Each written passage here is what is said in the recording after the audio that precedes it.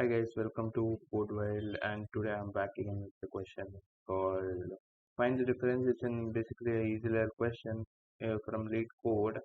So what's the question given? So they are asking, they are given two string that is S and T, and T is generated in such a way that by shuffling this string, yes, and also one more letter will be added at a random position. So we have to return that random position. What is the random letter that is added? For example, here the characters are A, B, C. Indeed is A, B, C, D, E. So extra letter which is added is E, right? So you have to return the extra character. That's it.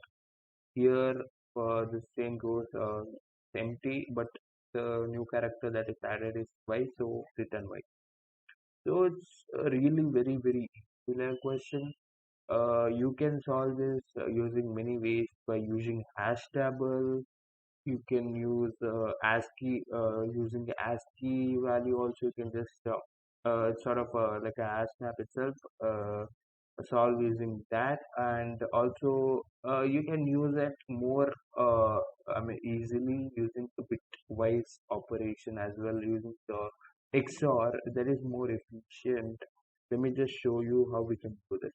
Let me just open the pane.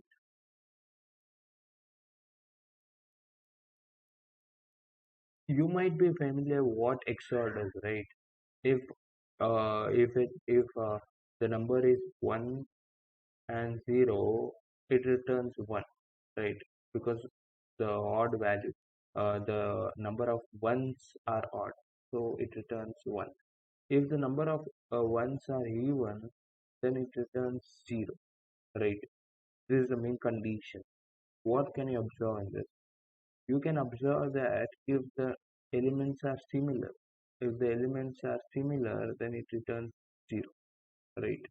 Even if it is 0 0, it returns 0, right? So one thing which is noticeable is if two numbers or characters or strings are similar. If both are similar, both get cancelled and we get 0, right? That's the main difference. So for example, if we are taking A, C, and we are taking another string A, B, C, D, what will happen if you do the XOR?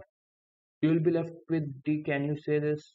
Because just assume that you are taking the XOR of separate, like A and A will, because both are similar, the XOR of A and A will get cancelled, as we saw in this rule.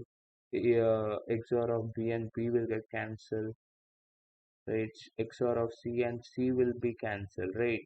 Then you will be left out with only odd one, that is D, right? So you can just return D. That's the simple and easy solution, right? So let's implement it. So let's take some like result, and just now the thing is just to iterate over the loop just by taking uh, res XOR of IT, and let's take the for loop. Same goes with E, and just take XOR of res IT, then just return, right? That's it. Just take XOR of each string and return the rest. At last you will end up getting the unique value which is not in both the strings, right? I mean, not in the other string. So just run this. It's working. Let's submit.